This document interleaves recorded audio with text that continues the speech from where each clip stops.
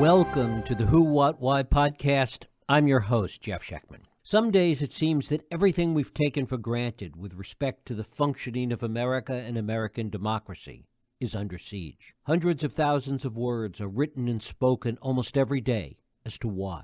However, before we can even begin to answer that question, we must understand what it is that's being attacked and how the system was built before we can shore it up. It's like a building after an explosion or a natural disaster. It can't be righted until someone comes in, looks at the blueprints, develops engineering plans, and lays out the construction work. Today, the American experience feels like it's in exactly the same place. My guest, Jonathan Rauch, digs out those dusty blueprints in his new book, The Constitution of Knowledge. With those blueprints at hand, by looking at the way the country and its institutions have taken a beating from the left and the right, he clarifies our weak spots, our strengths, and even the mistakes that the original builders of the system might have made. Jonathan Rauch is a senior fellow in the Governance Studies program at Brookings and a contributing writer to The Atlantic. It is my pleasure to welcome Jonathan Rauch to talk about the Constitution of Knowledge, a defense of truth. Jonathan, thanks so much for joining me here on the Who, What, Why podcast. I'm thrilled to be here, Jeff. Thank you. I want to start with the fundamental idea, this notion that we have evolved through time, this set of constitutional knowledge, this set of ideas and institutions and rules that really prevent us from killing each other, from pulling apart in the most primitive tribal way that we often can do. It's our greatest human invention, Jeff. We don't think of the Constitution of Knowledge as a constitution. We just have this idea that you have free speech, and then a lot of people talk, and then truth somehow arises from that. But we miss that would be like everyone get in your cars, but there are no roads, no rules, no traffic lights, no driver's ed. It wouldn't work. The Constitution of Knowledge is all the stuff that Western and now the world has built over the last 300 and 400 years. It's journalism, it's academia, science, government, statistical agencies, it's law. The concept of fact originates in law, not science. All of these are institutions that are following very specific rules with a lot of professionals and experts to compare ideas, figure out which ones deserve to move on through the network to the next set of checkers. Out of that comes our knowledge. But when it works well, we forget about all the stuff in between. We just think free speech does it, and free speech isn't enough. So what you said in the intro nails it. If we don't understand the system, we can't defend it. And if we can't defend it, it will fail. Talk about the way in which it has been layered onto over the years, because any system, any set of institutions are not static. And they do change over time. They change in conjunction with social conventions, social mores, and political changes. And the way in which where we are now reflects in many ways the things that have been layered on to that Constitution of Knowledge. Oh, what a great question. So hard to summarize that, because what's so important and impressive about the Constitution of Knowledge is how it has evolved dynamically over 400 years.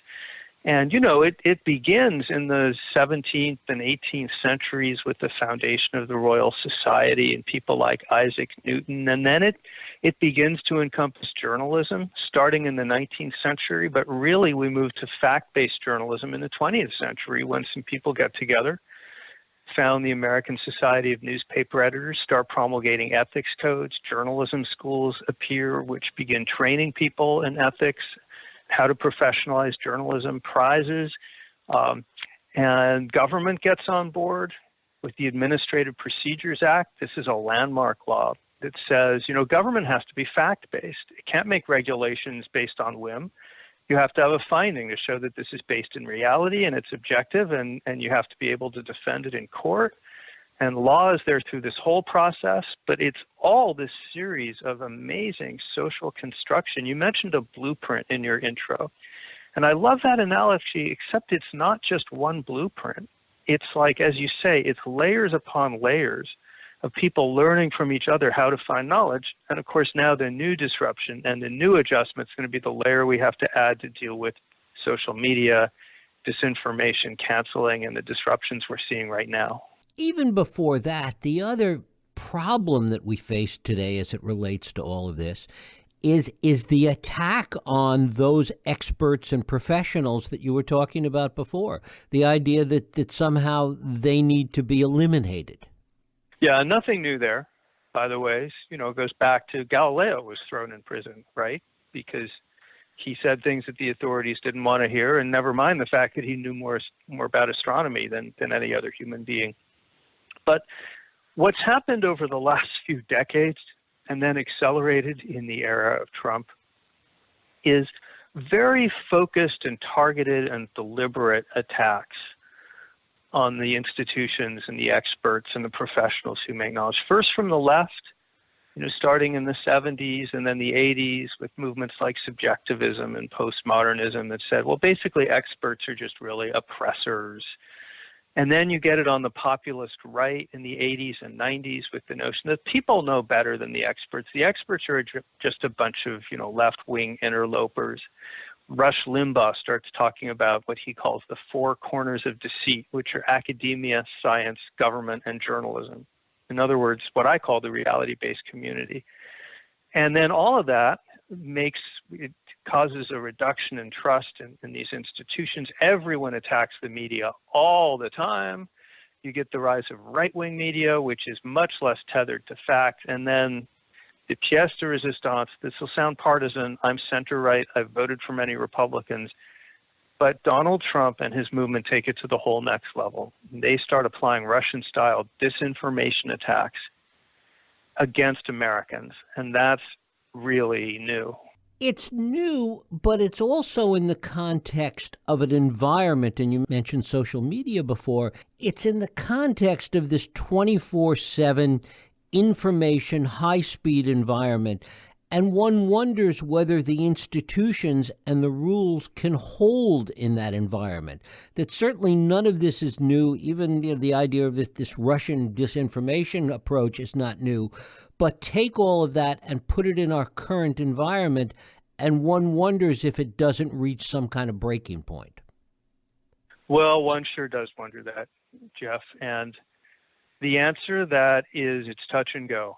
I don't think we honestly know how this comes out. We know that we've had these massive information, I call them epistemic disruptions in the past, things that have disrupted society's ability to anchor themselves in truth and peacefully settle disagreements.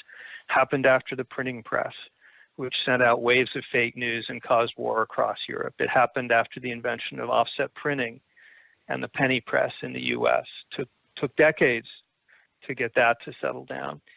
This one is huge and it's difficult, and we can't forget that these attacks are deliberate. The first people to pick up on the power of social media were anti-vaxxers. People said, aha, we can use bots, algorithms, and strategic search engine optimization to game the system so that it looks like lots of reputable scientists think vaccines don't work. And they were right out of the gate with that. Gamergate, which was an early trolling campaign. These guys very quickly saw in social media powerful disruptive technologies for harassing, for trolling, which is a way of kidnapping people's attention almost against their will. Fake news, Russian-style disinformation, they got it right away. The rest of us are just still trying, we're just panting, trying to think, okay, what went wrong? What are they doing to us? How do we fight back? How do we start building in some guardrails? We're just getting engaged. I think it's a very winnable battle. In fact, I think if we get smart about this, realize the Constitution of Knowledge is under attack, I think ultimately we crush them like a bug. But we might not get our act together, and that's the question. It seems, though, that one of the things, as you describe it, that is part of this Constitution of Knowledge, part of this institutional approach, is that with free speech comes debate, the free market of ideas, putting one's ideas out there to compete with other ideas, etc. But all of that takes a certain commitment, a certain discipline, a certain ability to be educated. And that in an environment where there is a war on knowledge, on fact, on truth, on education, it seems like it's impossible to have that discussion about the Constitution of Knowledge. Well, it's not impossible. It sure makes it harder. The framers of the U.S. Constitution, which I should say, Jeff, by the way, that the Constitution of knowledge, it's not just a metaphor, it's not a literary device. The way we make knowledge is very similar to the way we make law. It's not written down in one place and signed by some people, but other than that, tons of similarities. And the people who made the U.S. Constitution, all of them, Adams, Franklin, Madison, Hamilton, Washington, they all warned us, these are just words on paper. If people don't take these rules to heart and follow them, and if they don't have what was then called civic virtue, meaning if they don't really practice things like, you got to be willing to lose an election and realize there's another day. You can't then take over the government. You can't do a January the 6th. And you've got to be honest with each other as citizens, and you've got to try to be educated about public policy, at least enough so you can vote in an informed way. And they all told us if we, the people, don't have those kinds of civic virtues in our hearts, then nothing on paper can protect us. And the same is true of the Constitution of knowledge. If a lot of people in politics or out of politics start thinking, you know what, let's make stuff up and blast it out there at high pressure through every available channel. Let's falsify the weather report. Let's claim it didn't rain during inauguration when it did rain. Let's claim the election was stolen and put out dozens of conspiracy theories that contradict each other and don't stand up in court but do confuse people. If those are the rules we're playing by, then yeah, the Constitution of knowledge fails. We can't teach it and we can't practice it. And the burden is on you and me and those of us who benefit from this system to rebuild those, what I call epistemic virtues. You know, tell the truth. Don't just be truthy, tell the actual truth. Don't transmit bad information, even if it's fun. Don't engage in trolling and canceling. Lots of stuff like that. I mean, one thinks about literally redrawing the path of a hurricane in complete defiance of what it says. Yeah, with a Sharpie pen. With a Sharpie, right. Yeah. No one's ever tried anything like that before in American politics. And we saw that every day for 4 years. People say all the time, you know, thank goodness Donald Trump is so incompetent, such a bumbler. That's why democracy survived. I hear that a lot, and that's just wrong because in the realm of information warfare, which is to say organizing and manipulating the social and media environment for political gain, in other words, having conversations that are not about finding truth, but about manipulation and propaganda, he's the greatest genius since the 1930s. He's really that good. He's the one who figured out how you can adapt Russian-style disinformation, things like conspiracy bootstrapping, trolling, and it's the fire hose of falsehood, it's called. You can take those into American politics, which is a naive population. So we've never hit those things before, and adapt them with stunning efficiency. So 70% of Republicans think the election was stolen. This is a new and very dangerous phenomenon. We've got to respond. But does all the blame fall with Trump, or with those forces already at play within the American experience, and he simply unleashed them? Well, he did more than simply unleash them, because it took a world-class innovator to figure these things out. But yeah, the predicates, as you said earlier, you're exactly right. The predicates were laid. Propaganda and polarization feed each other, because the end state that a propagandist wants in an adversary population is you want to divide them and demoralize them and disorient them so that people feel like they're helpless, they don't know what's true or false, nothing will work, so why even bother to counterattack? That's how you establish a cult of personality or a dictatorship. Well, before Trump came along, as I mentioned earlier, we were already seeing these tactics on social media. We had already seen from both left and right consistent attacks on the idea that,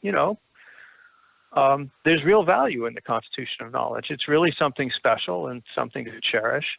And we already saw the rise of polarization in politics to an extent that we were all worried about before Trump. People were really starting to hate the other party more than they were attached to their own. And that makes the ground ripe for exploitation. That's what Vladimir Putin saw in 2016. He said, hey, these Americans are really divided. I'm going to put a wedge in that. I'm going to use my bots and trolls to get opposite sides protesting across the street from each other. That's the game. Yeah, we laid ourselves open to this.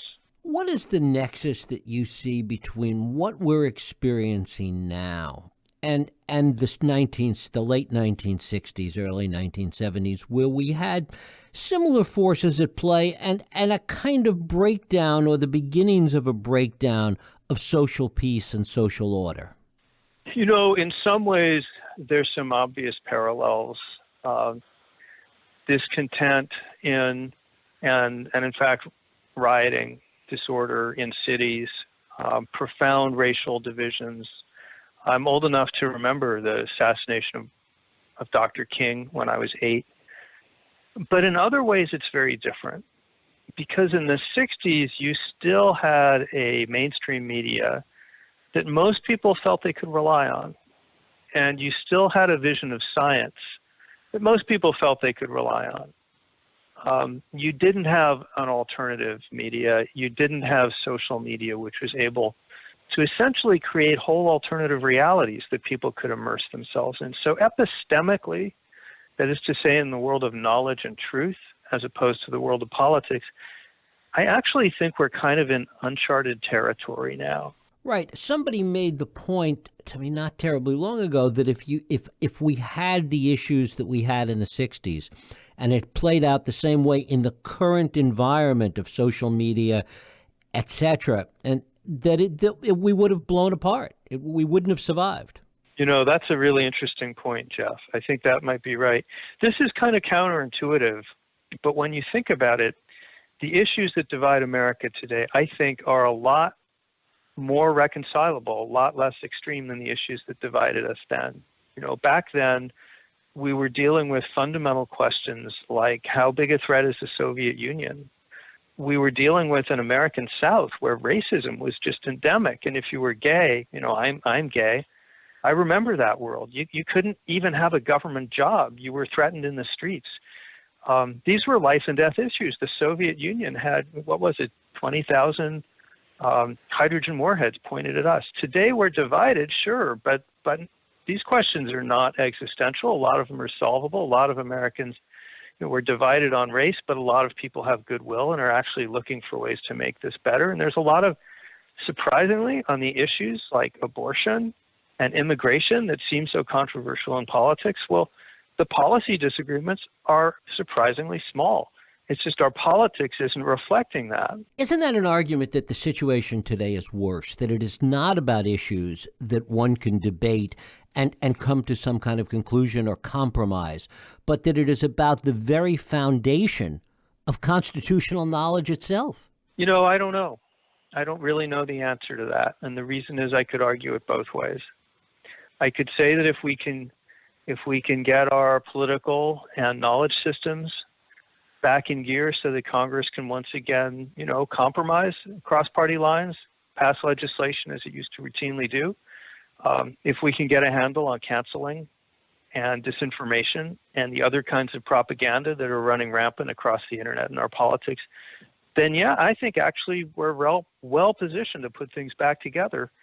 But as you said earlier, there's no guarantee we sort it out. This has to be, you put it right in your intro. You said, you need conscious people to go back to the blueprints and say, okay, how do we cope with specific problems on social media? How do we redesign these platforms so that they're less antisocial and more constructive? And people are working on that.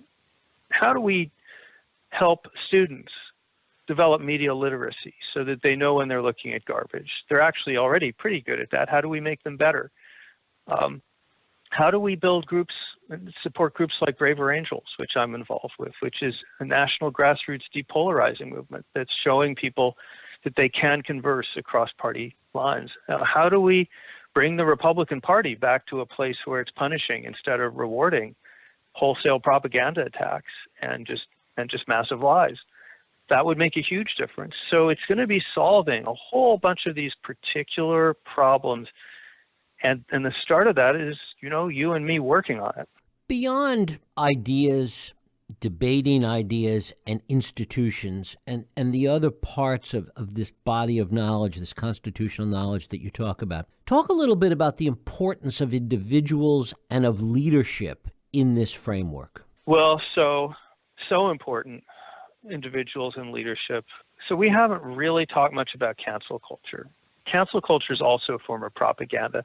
And what it tries to do is use social coercion to make people feel isolated. So you say something, could be anything, sky is blue, whatever. But for whatever reason, some people want to dominate you and show they can dominate the conversation. So they pile on, they say you've done something terrible. Everyone seems to agree with them. You're fired the next day. Your reputation is blackened and your friends walk away.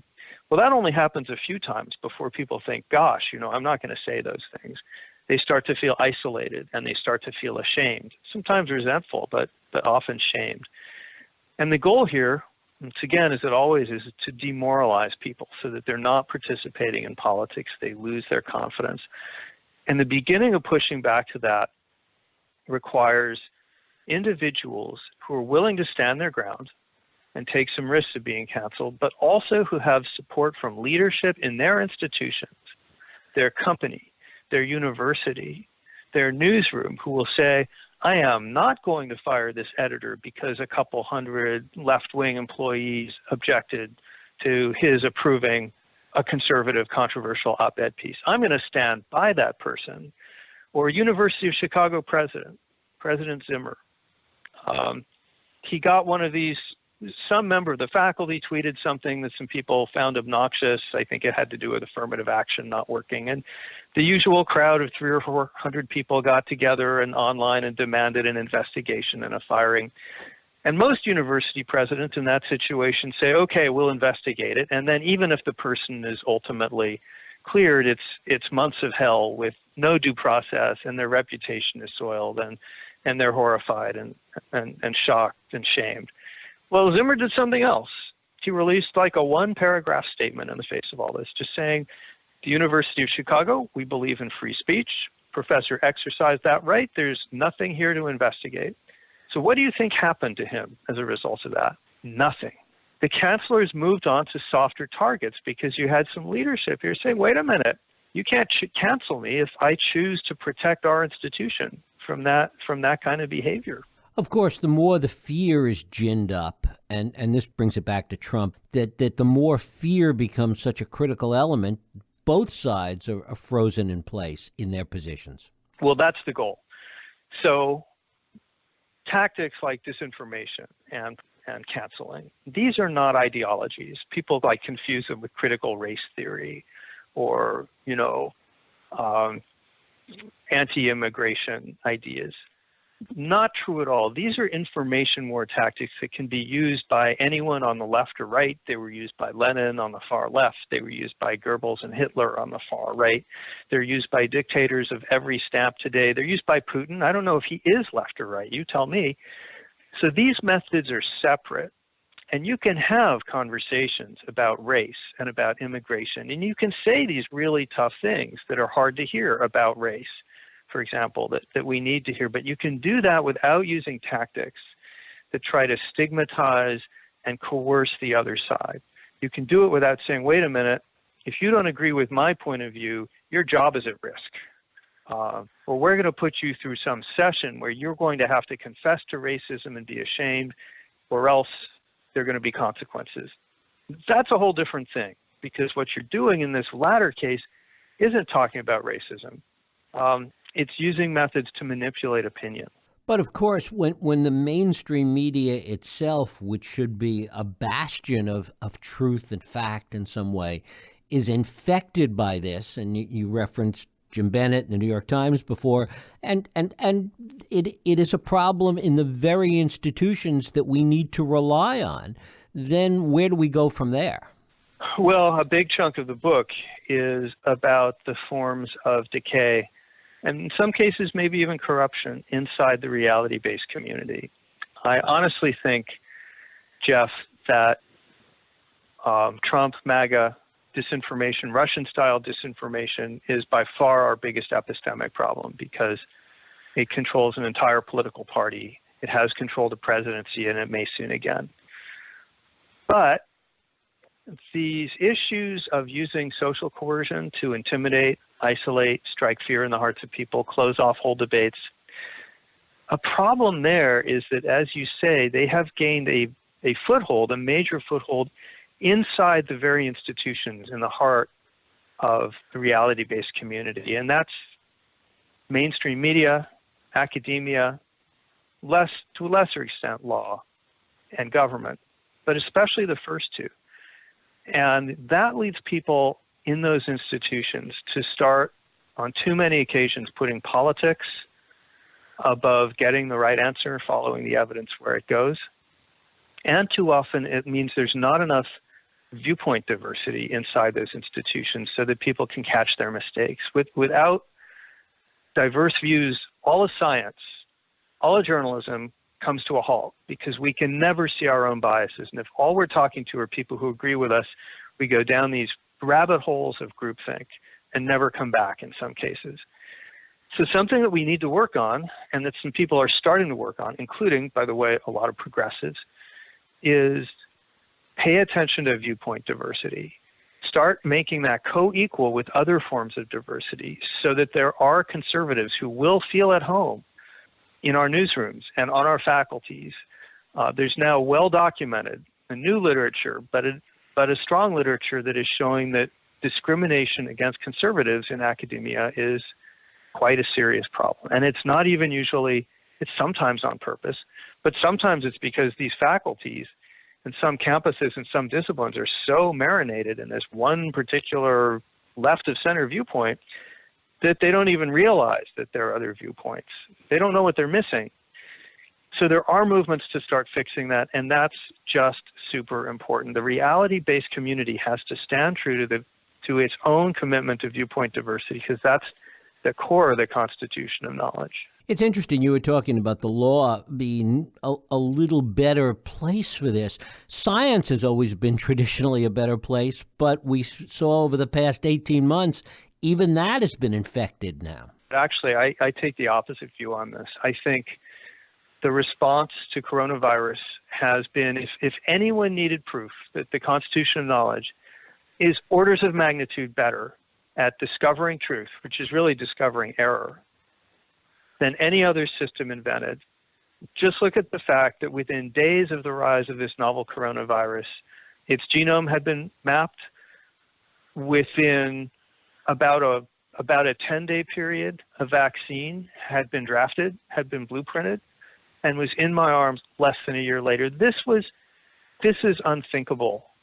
This capacity of humans didn't even exist. That's what the Constitution of Knowledge uniquely does. The trolls, the cancelers, the propagandists, they can tear down, but they're completely parasitic. The demonstration that we've seen of the ability of science, broadly defined, to marshal literally hundreds of thousands of minds, thousands of institutions, billions of dollars to pivot and focus on solving problems, organizing those research, it's just breathtaking. And then the media.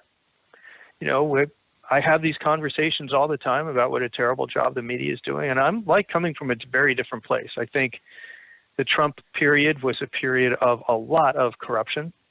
It was going on primarily in the White House. And I think major media did a fantastic job of not letting itself be intimidated and going about its business of trying to find out what was going on and getting it in front of us. So yeah, are there flaws? Absolutely. Are the flaws more likely to be corrected in the Constitution of Knowledge? Again, absolutely. I point to the Wuhan lab virus theory.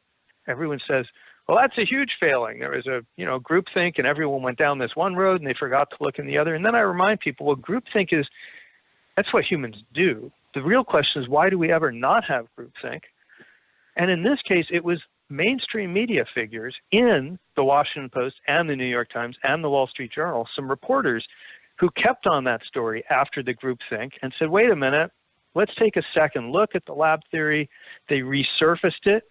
It turned out to potentially have some validity. And now what mainstream is doing is falling all over itself to figure out, whoa, where did we go wrong? That's how it's supposed to work. It's not that you never make mistakes. It's that you correct them and you do postmortems so that you're less likely to make them in the future. It's an optimistic point of view. Well, I'm in a minority on this, and I'm aware of this. But I say to, I'm trained as a journalist, and I say to all our critics, and there are many, and they have many good points, you know what? You'll miss us when we're gone. Jonathan Rauch, the book is The Constitution of Knowledge, A Defense of Truth. Jonathan, I thank you so much for spending time with us. Thank you for this wonderful conversation. Thank you. And thank you for listening and joining us here on the Who, What, Why podcast. I hope you join us next week for another Radio Who, What, Why podcast. I'm Jeff Sheckman.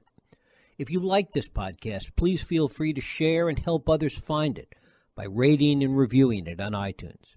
You can also support this podcast and all the work we do by going to whowhatwhy.org/donate.